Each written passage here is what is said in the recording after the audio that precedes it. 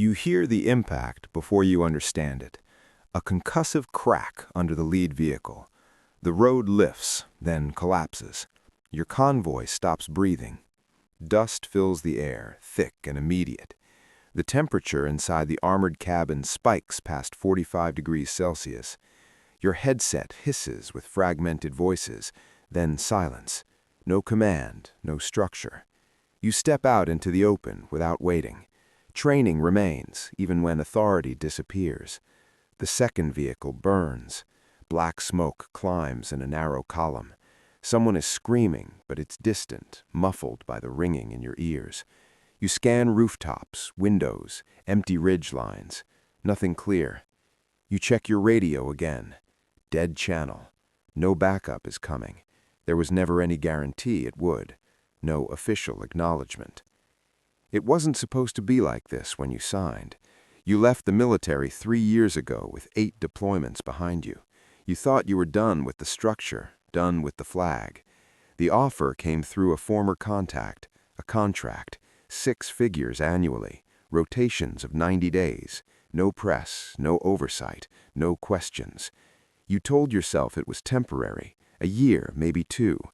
The first briefing was in a windowless room under flickering fluorescent lights. Maps appeared without country names, only coordinates. You were not a soldier anymore. You were an asset. You signed anyway.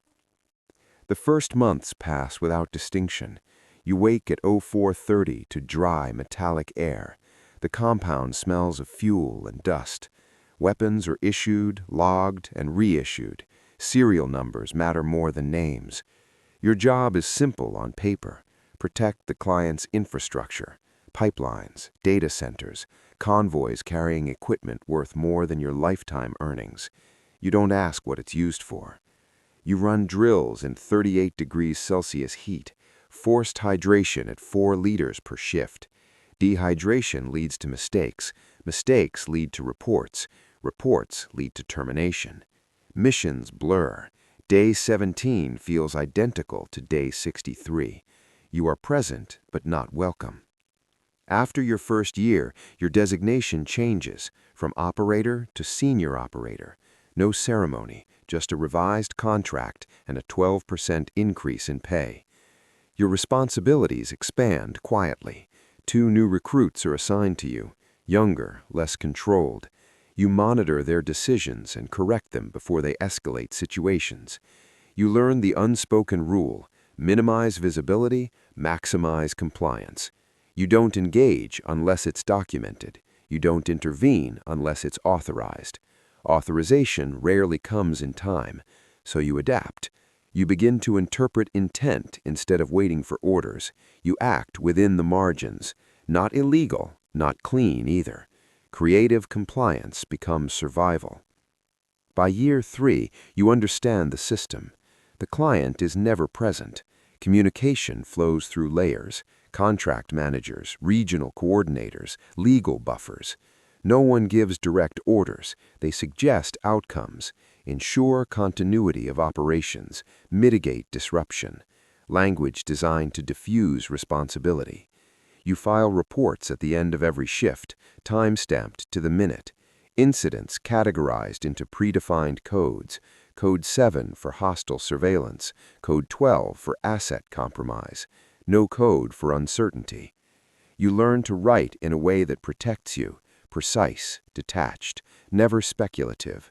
Colleagues rotate in and out. Some leave voluntarily. Others disappear after performance reviews.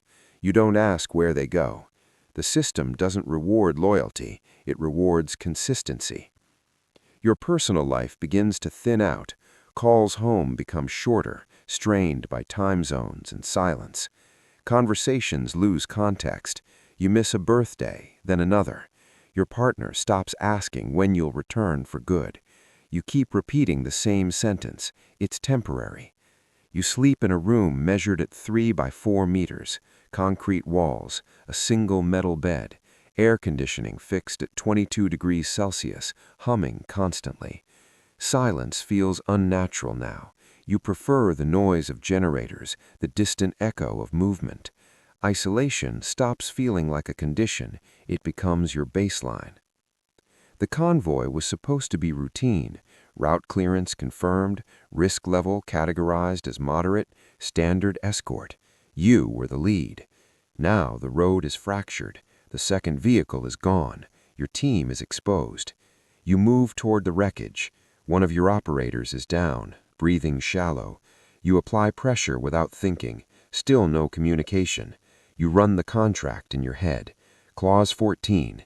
In the event of operational disruption, the contractor retains discretion to ensure personnel safety within reasonable limits. Reasonable. The word lingers longer than it should.